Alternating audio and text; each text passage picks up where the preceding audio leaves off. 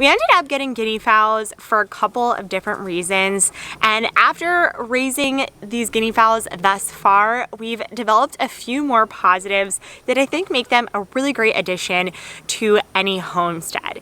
And today we're going to go over the 7 pros of raising guinea fowls. And the first one, and the number one reason why we actually decided to get them for our homestead, was that they are known to eradicate insects and pests.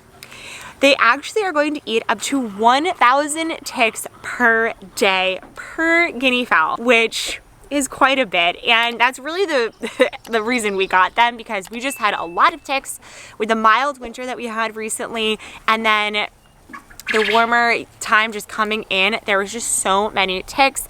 And although we were putting medicine on our dogs and we were checking ourselves, we just wanted to make sure that we weren't getting anything that could be carrying any types of diseases that we could get. So by getting guinea fowl, we thought this would really cut down on some of that. Another thing that's really great is not only will they remove ticks, but they will remove other types of bugs. So they're really great at just eliminating anything that's squirrely, wormy, anything like that. They can also be known to eat snakes or small types of rodents like mice or small rats, and help really eradicate any of those types of smaller pests. Now, we haven't really learned too much about that or seen that yet, but I can definitely tell from just watching them free range that they love pecking on the floor and eating a lot of those bugs. So it's already been pretty much a win in our books, but we'll continue to see how it goes.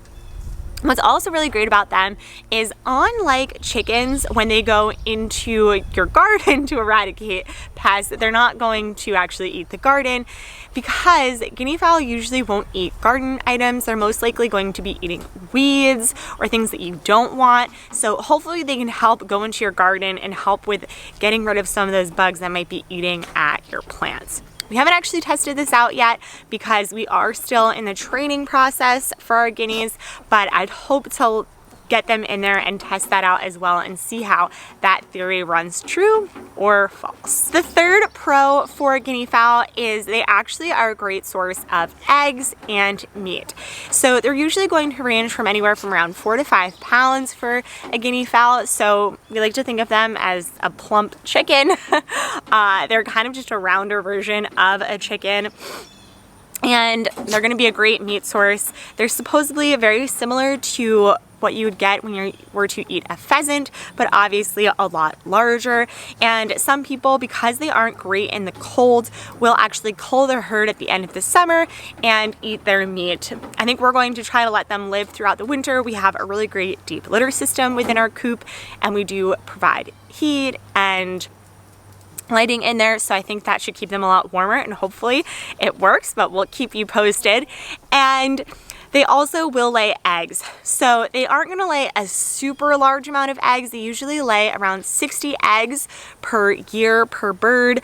Although I've heard that they lay them all the way around. They aren't usually going to do it in a nesting box. So we haven't gotten any eggs yet. I can't really talk to them because of that, but I know that they could be laying them soon, and we'll just kind of have to Easter egg find them along the property. Another great aspect of guinea fowl is they're really low maintenance and easy to keep. Because they do love eating bugs and little tiny pests, they aren't going to require that much food.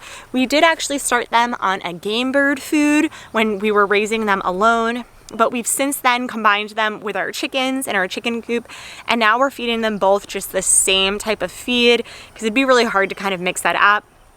And during the day they will free range, so they are able to eat everything around. So that really helps with eliminating a lot of their needs. And then because we have them with our chickens, we're kind of just treating them like chickens. So we have free water for them that they can have at any time, a bunch of different perches in our coops, and we have like higher ones up, so they really love to be high up and perching. So that's going to be something that you can make sure you have set up in your coop as well. And I think would be a great addition to have maybe 2 or 3 added to your chicken flock, so isn't too much of a variation and you can kind of keep things the way you are. Our next one is going to be that they are loyal and protective. While I've been talking today, you probably heard some of them in the background, and if I hear it again, I'll point it out, but they do make a loud sound as a warning when they see any type of predator approaching them.